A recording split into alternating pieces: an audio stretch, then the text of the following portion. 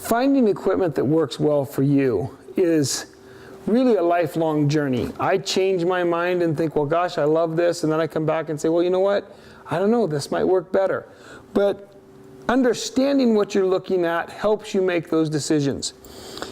In curb straps, we have options. We have some that are rope, we have chain, and we have leather. Chain and leather are the most common, and so I've got one of each here today to talk about it. This is just a nice 5/8 inch wide piece of leather. It's soft, it's well oiled. It's going to not stretch. It's been double stitched. It's not going to stretch real bad, but at the same time, it's not going to bite into this horse's chin that much. It's going to add a fulcrum. It's going to restrict the movement of that bit, which adds to the leverage, but it's not going to bite into him that terrible much. There's a little give if you need it. When you go to chain, you run out of give. There's not a lot of give in the chain, and the chain's going to naturally have a little tiny bit more bite. Now this one's woven so that it's flat, but nonetheless, it's going to have a little bit more bite. It's the same width as the leather, so we're talking about splitting frog hairs.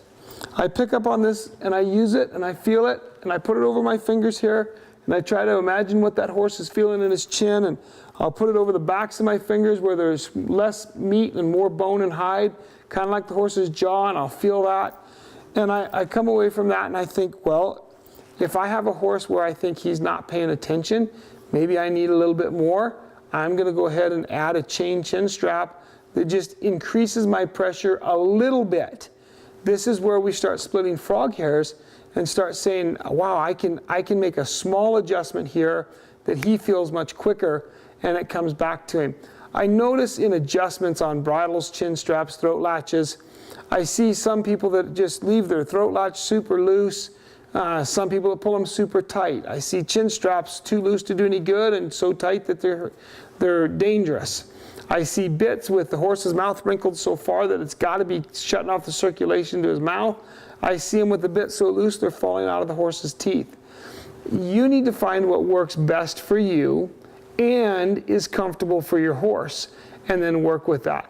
I use a lot of chain chin straps, but I try to avoid any chain that looks archaic or like it came out of a torture chamber somewhere.